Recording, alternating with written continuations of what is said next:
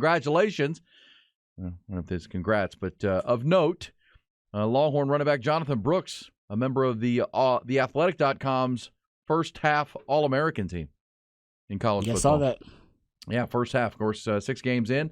Jonathon Brooks, your lead running back, with Michael Penix at quarterback and Malik Neighbors, the wide receiver from LSU, on that list. Brock Bowers at tight end.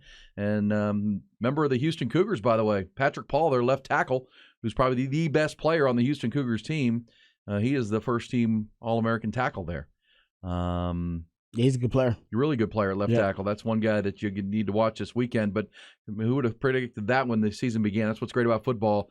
Jonathon Brooks, he says here, arguably the nation's best running back through the first 6 games of the year. It's crazy. Is he going to go to the draft?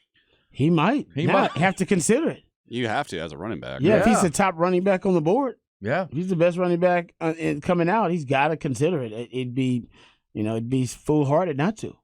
And, it says, written here in the Athletic.com, says the Longhorns lost arguably the nation's best running back in Bijan Robinson a year ago, yet they might have the nation's best back again in Jonathon Brooks. And that, to me, is the key to this game this weekend.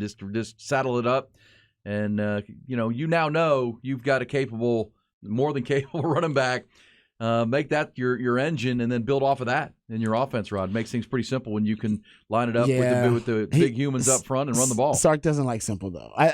But I think people like that about him. But Sark, he likes to pass to open up the run. I'm not saying he's pass happy. He wants to run the football, but he doesn't necessarily always choose the simplest route, all right? Or the simplest solution. He likes the more extravagant, the more exotic sometimes, and he likes his offense to be aesthetically pleasing. I've even said this. Sark wants to get the crowd hype. He has said that. He has said, I want my offense to get people excited about the game, watching the game. He likes the U's and the odds. He wants you guys to be on your feet when you guys are sitting down for the first quarter because he hasn't stimulated the audience in some way. He feels bad. He's in his bag thinking, damn it, man. It's boring. I got to get the crowd hype here. All right. And he could just run the football down their throat. They are really bad. I think they're 99th or I think they're 96th in rush defense. They're really bad. But Sark is not going to go that route. I think he's gonna be balanced, and he might pass to open up the run. But they're really bad in pass defense too. I mean, they're really bad. They're like 117th in pass defense, so you can choose whatever you want against. Pick your poison, yeah. By the way, Tavondre Sweat, first team All-American halfway through the year on the defensive side for the Longhorns too. For the Athletic? Yeah. Athletic.com. Tavondre Sweat. Just to continue the conversation about the accolades that the Longhorns have been given, the kind of mid-season accolades and awards. UT actually posted this on their website, on their social media, I should say. They posted this. The AP gave out their mid-season All-American team honors, and Tavondre Sweat and Byron Murphy a second team. Oh. AP All-Americans, which is pretty damn good. I don't know how many D tackles they put on there, but it couldn't be many. And then Jonathon Brooks' first team, AP All-American right now, to go along with what you were talking about the Athletics. So Jonathon Brooks, it is an amazing story. He's now AP, ESPN, CBS Sports, Athletic, Fox, and USA Today all have him as a first-team midseason All-American. 4 straight 100-plus yard games, 121 rushing yards per game, first among Power 5 running backs, and he's the Big 12 leader in rushing yards per game, all-purpose yards, rushing TDs, and total TDs. He is easily the biggest surprise of the season for Texas. He may be the biggest surprise in college football. When you think about how following up Bijan Robinson, nobody thought Texas has the best running back room in the country with Bijan Robinson and Rojo, and they'll have it again the next season. Well, and with Jonathon Brooks. Well, he wasn't even the starter, and he's a first-team All-American. He started the first 2 games. Yeah. Cedric Baxter started the first 2 games. Yeah. The freshman was the starter, and here he is, his first-team All-American. I have a feeling there was a promise to C.J. Baxter that he would start. He's like, hey, I fulfilled my promise. You technically did start. So, hey, I'm a man of my word.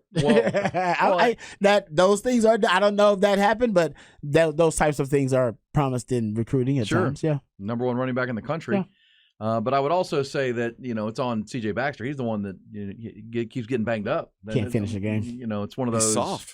Oh, see, Wow, he's no, a he's freshman. Every He's time, a freshman. every time he gets hit, he limps off the field. I'm not exaggerating. Not every Or time, but he can't finish the game. Maybe right. he doesn't limp off the field, but he gets up acting like something's wrong with He's him. got to. I think he's got to figure out the difference between him being hurt and when he's injured. And young players sometimes struggle with that. Am I hurt? Am I injured? And pain. It's like, well, no. If you can play through it, that usually means that you're hurt and not injured. If you can't play through it, then you're injured. So I just think he's probably making that determination. Probably hadn't figured that out yet. At the high school level, guys like that don't figure that out because you don't get hit hard enough consistently. You get hit hard. The higher you get up in the levels of football. So I think maybe that's it. I hope that's it. I hope you're not right. But like I said, he hasn't finished the game yet. No, and Jonathon Brooks has taken advantage of every opportunity. That's his spot now. And that dude, Jonathon Brooks, has finished games. Oh, he is a finisher. Yeah. He's a closer. Yeah. Alabama. I don't disagree with that at all. And I think he took it personal. I took that personal. When Sark wouldn't name him as the start, he's like, "What? I'm the vet here." And I've shown it on the field. So I think honestly, you could maybe Sark did it on purpose. His competitive sickness kind of took over, I think, in some respect, where he wanted to prove that was his spot. And hell, in that, not only proving that it was his spot, now he's proving that he's might be the best running back in the country. That's crazy. You know what? When's the last time a program did that? I know it's happened where they've had the best running back in the country in back-to-back years. Different player too. Yes, I'm saying. No, that's what I'm saying. Back. I'm talking about back-to-back years with a different player, with a different. Alabama. Yeah, Alabama's probably done it. Yeah. Well, and it's interesting. Houston doesn't have a lot of great players. U of H, but on this same list, Patrick Paul, the left tackle. Yeah, he's the real deal. 6'7", 315. He's from Jersey Village down there, kind of near where I grew up. Yeah. Northwest. And how about this? According to Pro Football Focus, Paul has not only not allowed a sack this year, he hasn't allowed a single pressure, according to PFF. Nice. Not a pressure. That is pretty incredible through 6 games of football. They're 3-3, but he hasn't allowed a pressure. You would think Texas, again, that's one guy you got to deal with, but just keep an eye on Patrick Paul. He'd probably be a first-round draft pick when we get to the draft in April. Yeah, he's the highest graded pass blocking offensive lineman in the Power 5 according to PFF. So he's the real deal. And they had like a top 75. This is where I saw Jonathon Brooks actually. He was ranked as the top back in Pro Football Focus, top 75 draftable prospects overall. They had him as the number 1 running back there too. So you said the Athletic had him as the top back, and Pro Football Focus has him as the top back coming off the board. I mean, he may have to make a decision. That's which is crazy to think. But yeah, Jonathon Brooks, because he has excelled to this extent, he may have a decision to make at the end of the year. That's a great thing for him. Congrats to that young man. I think he had his number retired at Hallettsville too.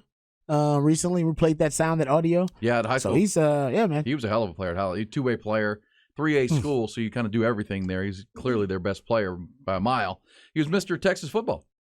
Yes, he was. You're right about that. And he's about to play the worst defense in the Big 12. So this could be a Heisman if Sark wants to run the football. If Sark decides, you know what, man, I'm going to just take the path of least resistance here. I'm not going to allow this thing to be a shootout. I'm just going to run the damn football down their throat and force them to submit. And defensively, we'll put our defense in good positions, play complementary football, that kind of thing. If he decides to do it, and then Jonathon Brooks is the focus of the game plan, this could be a Heisman-type game for him. I mean, he could go – he's already been going off, but he can go off even more. We can talk about 200-something yards rushing. Well, and I agree with you that Sark does like to That's a showcase. X and O, but he's an I'm not even saying go 6-0 line line and 2 tight ends. Just you can run out of Oh yeah, you can run 11 spread personnel. sets. You can spread it out and run it. He's good in whatever capacity, and I think you can pick your poison here. This says Wisconsin had a good run of running backs a few years ago. That's true. Yeah, he did. Yeah, Wisconsin did. But right now, Texas is kind of running back you because Bijan was the best running back for